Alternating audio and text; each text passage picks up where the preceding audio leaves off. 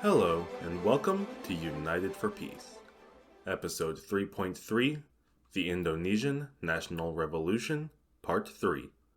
Welcome back. Last time, we went over the main period of active combat during the revolution, along with rapid escalations within Indonesia's internal divisions.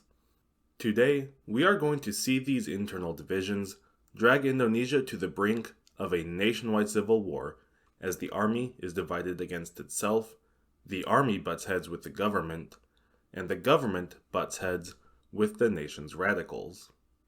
Additionally, we will see the Netherlands' final push to reconquer Indonesia before international pressure finally overwhelmed the kingdom. I want to start today by touching upon the tension between the army and the government, a staple of any good revolution. I want to, but actually the army itself is such a mess that we need to start by examining that closely.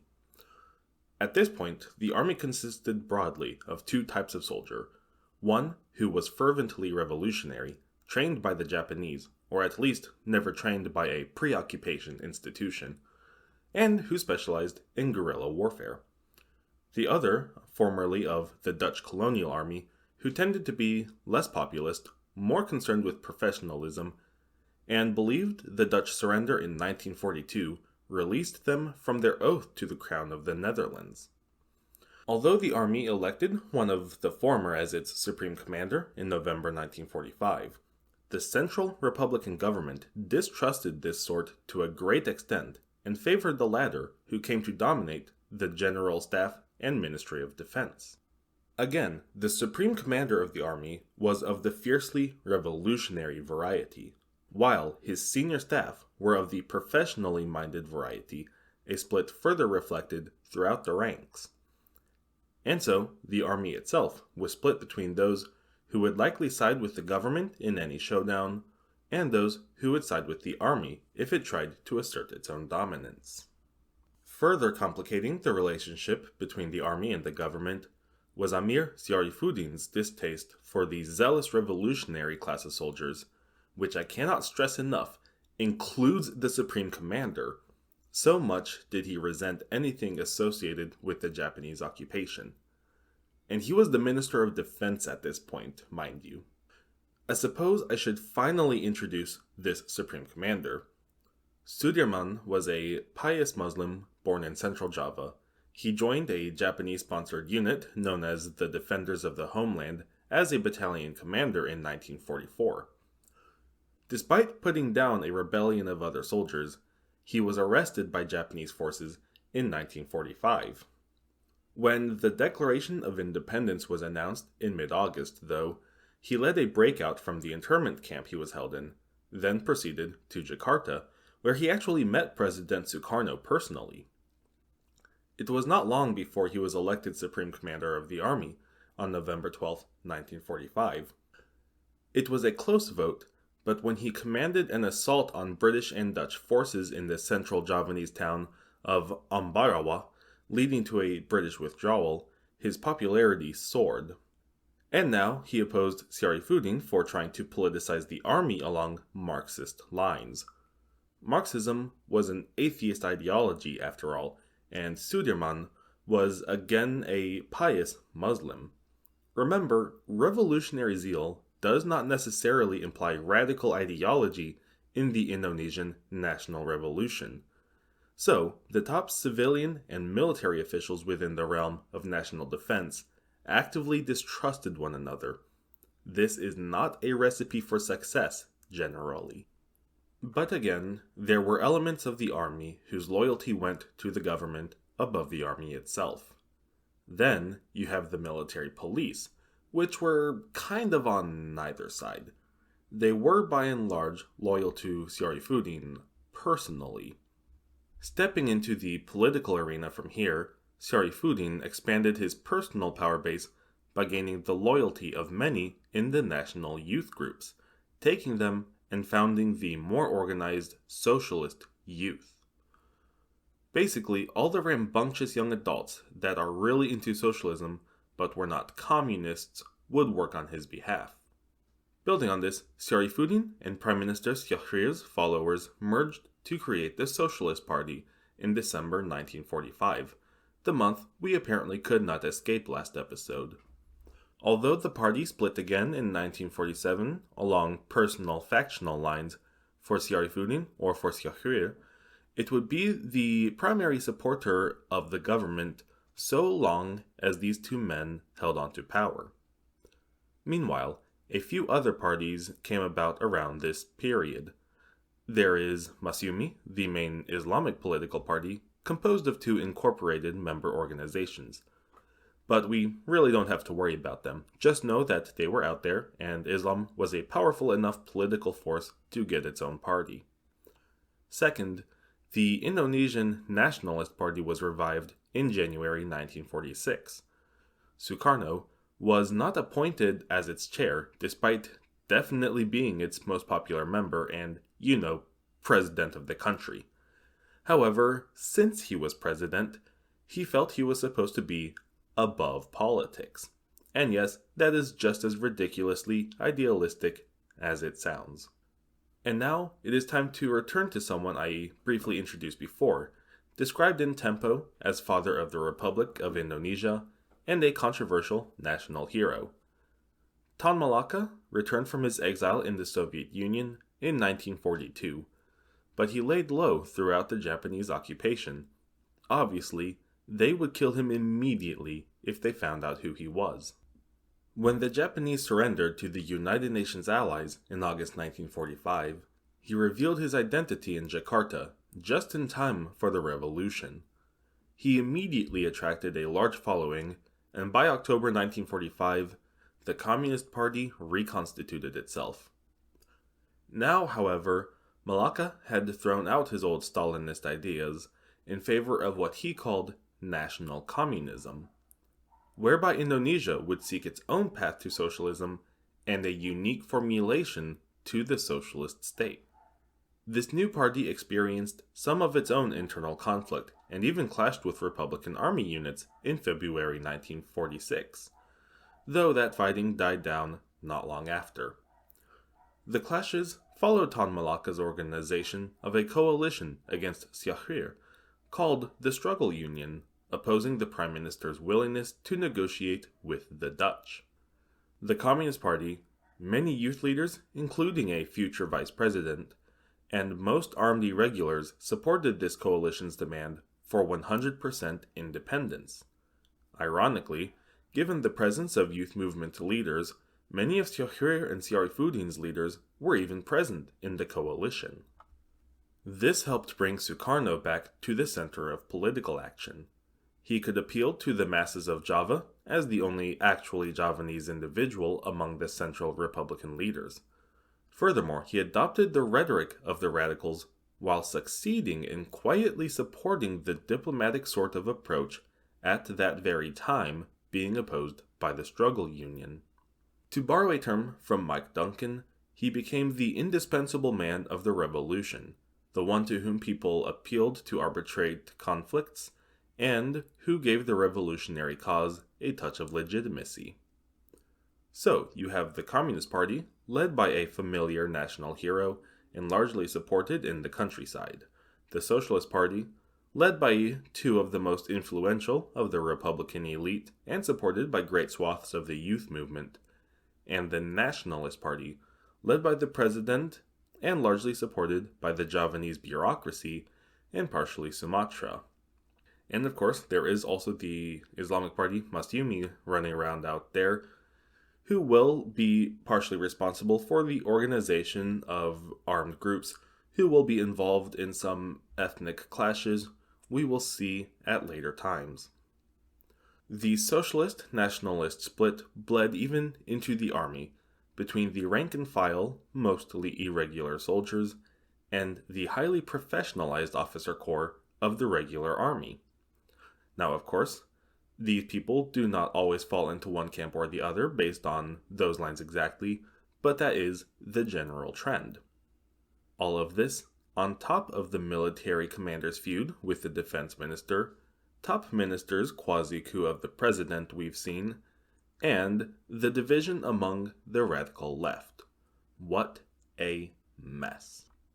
With all this turmoil and no apparent end in sight, the conflict in Indonesia was raised in the United Nations for the first time in January 1946, making it one of the first international security issues addressed by the organization. Still after this, the Dutch would go on to arrest the senior revolutionary leadership in South Sulawesi, relieve the British of Bandung, take over Bangka, Belitung, and Riau, and formally take over authority from Southeast Asia Command, except in Java and Sumatra. Although the Battle of Surabaya shattered the idea of a quick, easy reconquest, it did not relieve them of their quest to reconquer. Nonetheless, the now war-weary British continued to press the Dutch to come to some sort of agreement with the Republic, and the Dutch did enter negotiations. In March 1946, Sjaagir secretly agreed to negotiate with Lieutenant Governor Van Mook under a number of conditions which would draw the ire of many.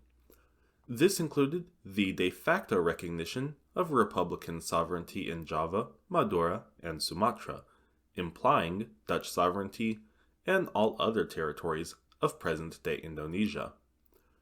Negotiation also proceeded on the basis of a Republican Dutch effort to create a federal Indonesia within a Dutch-Indonesian union.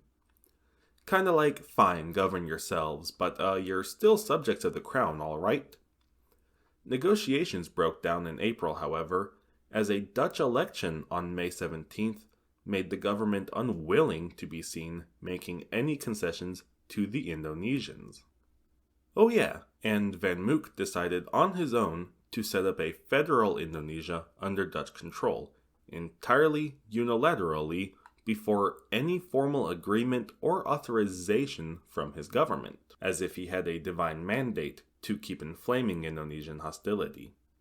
I guess it's 1 degree better than pushing on with military conquest.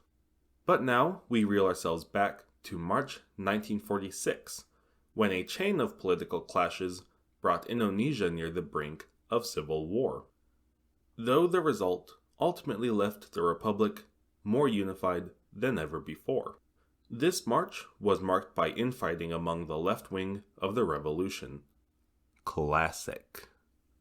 Sjaagir and Saifuddin brought together the political capital to yank their followers, especially the armed socialist youth, out of Tan Malaka's struggle union.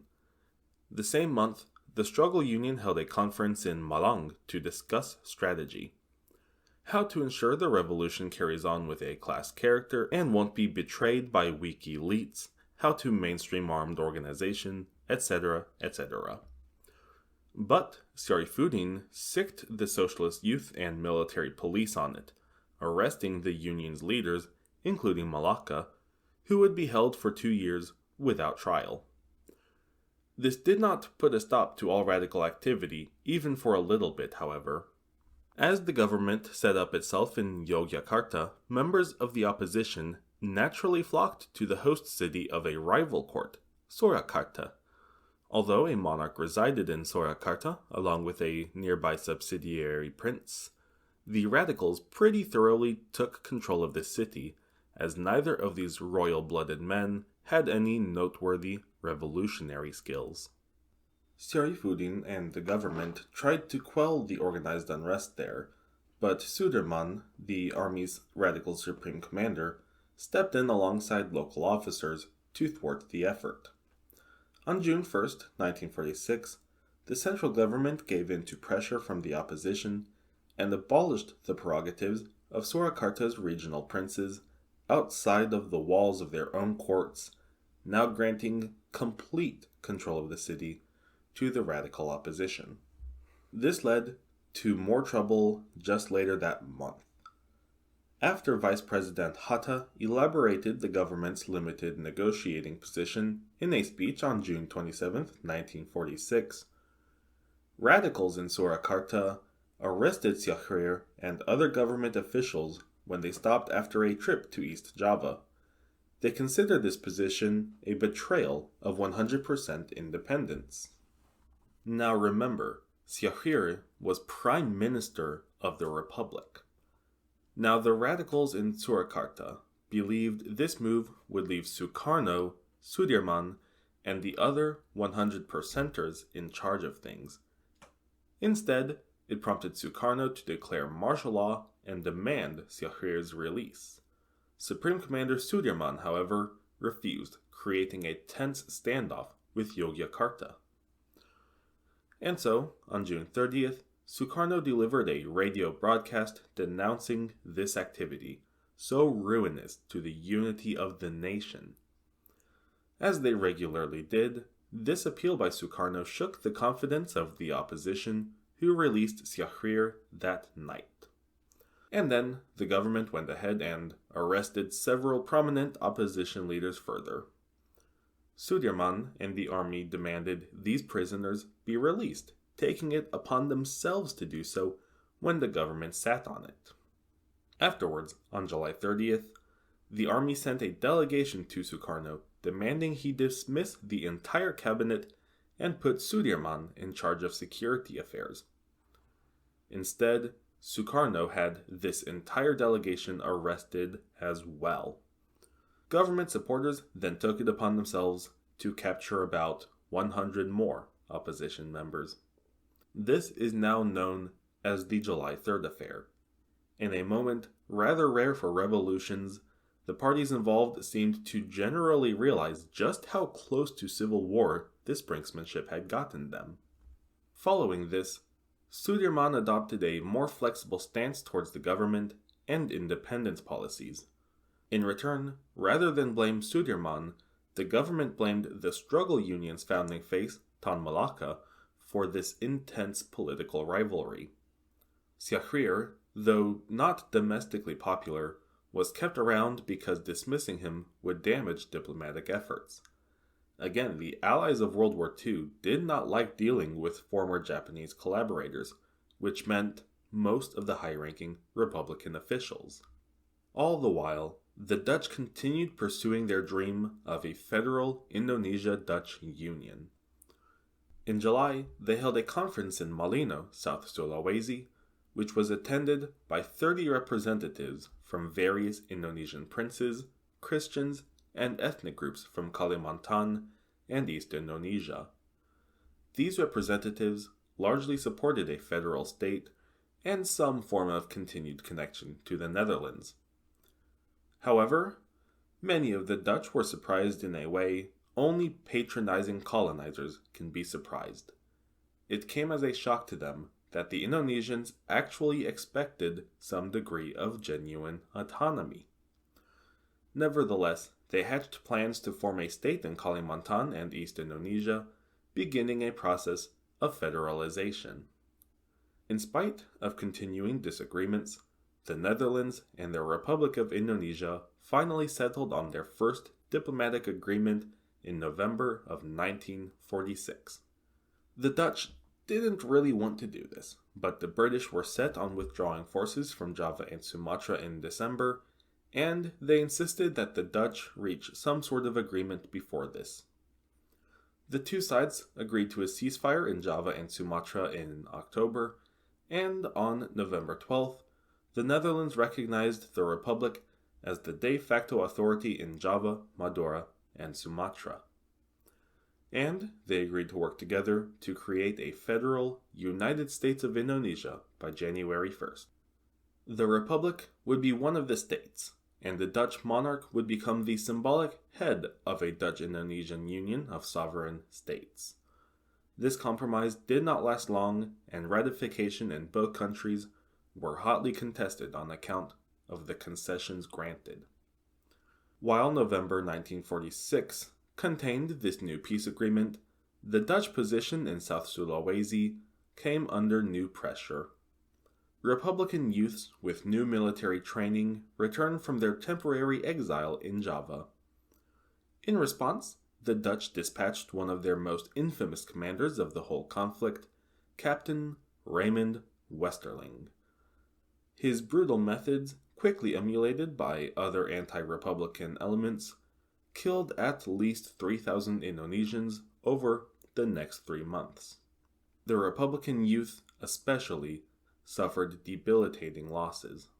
Still, the Dutch pressed on and created the State of East Indonesia at a conference in Denpasar, Bali, in December 1946.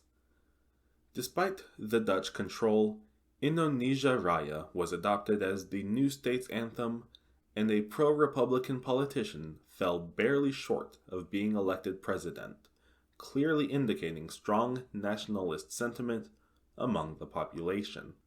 Furthermore, the Dutch failed to establish a state for all of Kalimantan on account of the strong pro-Republican sentiments of the Muslims along the south and east coasts. Partially to appease Kalimantan Muslims, the Dutch created yet another state in West Kalimantan under the authority of Sultan Abdul Hamid II of Pontianak. The Republic's diplomatic mouthpiece, Syahrir, protested the unilateral creation of these states, but to no avail. Obviously, the Republican distrust for the Dutch deepened on account of these moves. Nonetheless, President Sukarno and Vice President Hatta were determined to get the Lingayati Agreement ratified, that being the November 1946 agreement previously mentioned. Doing so required expanding the National Committee from 200 members to a bloated 514. They packed it with pro-government individuals who formed a new coalition called the Left Wing. This signaled an olive branch to leftist opposition as the government tried to subsume those who were not necessarily socialist or communist, but remained suspicious of old socioeconomic and political elites. They were still unsure about ratifying the agreement, but did so anyway after Sukarno and Hatta made it clear they would both resign if they failed to do so. The resignation of the indispensable man of the revolution would spell disaster for the Republican cause. And so, the National Committee ratified the agreement in February 1947. Syahrir's Socialist Party no longer dominating on account of this new left wing, he was replaced as Prime Minister by Amir Syarifuddin in July, as Syahrir went to represent the Republic at the United Nations. This occurred in July 1947, and it was about this time that the Dutch, despite the Republic ratification of the November Peace Agreement, launched their first major offensive against them. Dutch leadership concluded back in May that they needed to attack the Republic. The 100,000 strong force of Dutch soldiers in Indonesia was simply unaffordable given the dire post-war economy of the Netherlands. So, sticking to standard imperialist ways of thinking, they didn't decide that withdrawing the force would be the best course of action. No, of course not. They determined the best course of action would be to take back Java so they could win back the profitable sugar-growing land, and Sumatra so they could regain the globally highly sought-after rubber and oil there. Again, in typical imperialist fashion, they figured they could retake all the major Republican-held cities in 2 weeks and the entirety of Republican territory in half a year. Just like just about everyone who's ever tried selling anyone else on a war, they argued it would be a quick, easy victory. And like just about every war ever, it would be neither quick nor easy, nor would it even be a victory for the Dutch in this case.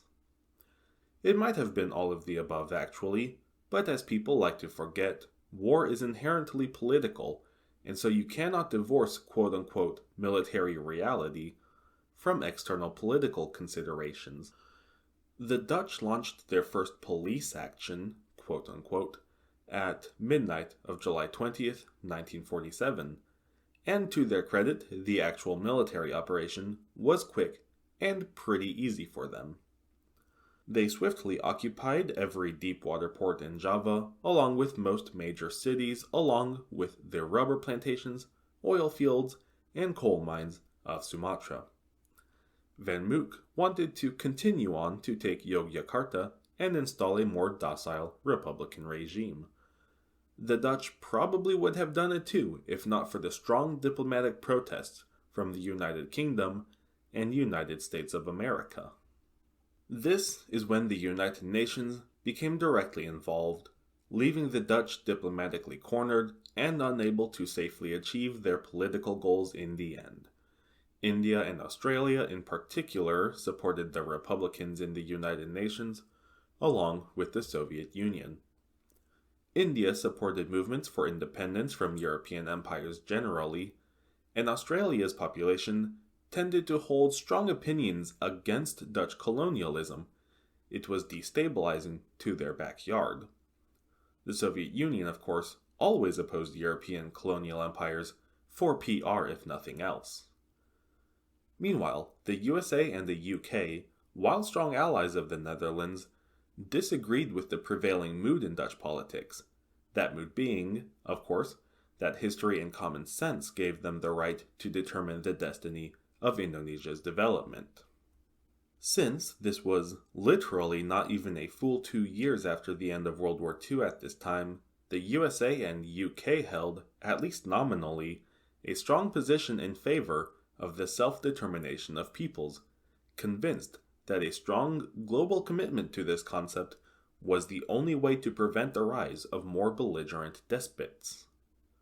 Since the Indonesians clearly resisted Dutch attempts to shape their destiny, the USA and UK, upon whom the Dutch relied for most of their post-war reconstruction aid, consistently protested their military operations in Indonesia and urged them to compromise.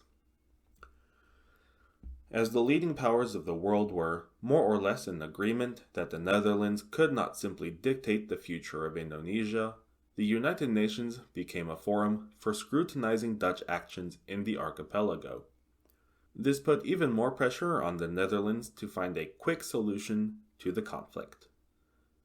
With all of this pressure mounting, the Dutch felt compelled to accept a UN call for a ceasefire at the end of July. Dutch commanders and Sukarno ordered the ceasefire on August 4th. However, the Dutch continued mop-up operations in areas behind their previous advances. Lots of Republican fighters held out, including, notably, the Siliwangi Division. Thank you for listening. I hope you will join me next time, as that division plays a critical part in unifying the Republic, and the Dutch blunder their way into losing everything, here on United for Peace.